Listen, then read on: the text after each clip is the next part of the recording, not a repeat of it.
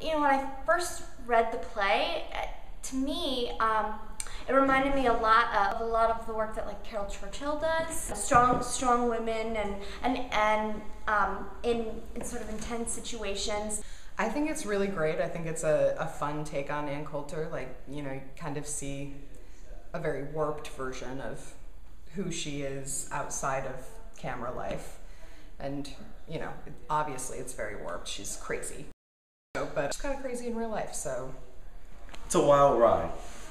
That's what I really think. It's mind-boggling. It's a journey through a life of someone who we know through the public, through the media, but it's a different telling of the story of what if. It's really funny, it's really sharp, it's really quick-witted. I like that. It makes you think. Something that I love about the play is kind of the blurred lines between like reality and what could be reality. And it's just such an engaging, just a wild ride of just passion, of thoughts, ideas that's thrown at you. That's what I love about it. My character is named Mad. She's a MTA employee and kind of becomes Anne's best friend. She's also very bizarre. She kind of thinks she's a robot.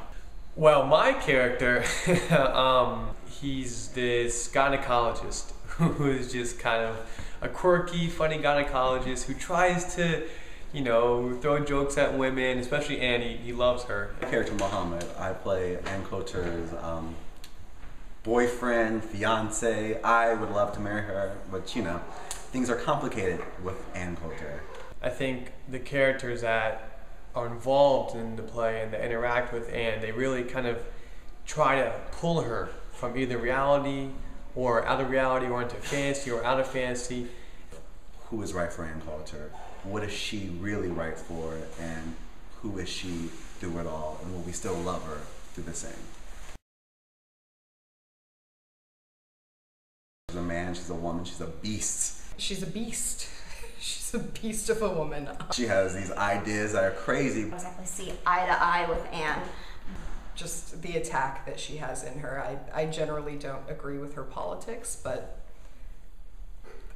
she sure attacks them, so. In speaking with the playwright, he flat out said he wasn't really so concerned with Anne as we see her in real life, but more where she is in the journey of the play. She's trying to figure out who she is now that she doesn't have this public persona. We don't necessarily have to play her as she's seen.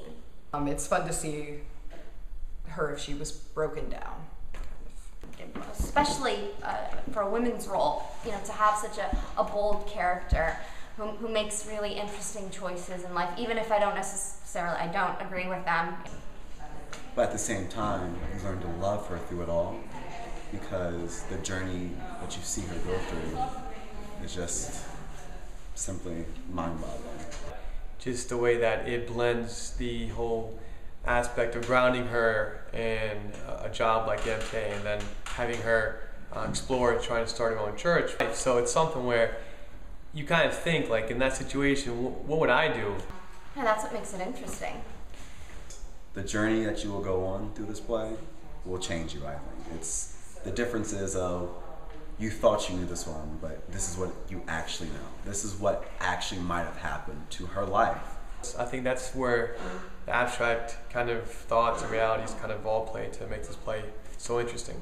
You walk out thinking that you're different. It's a lot of fun.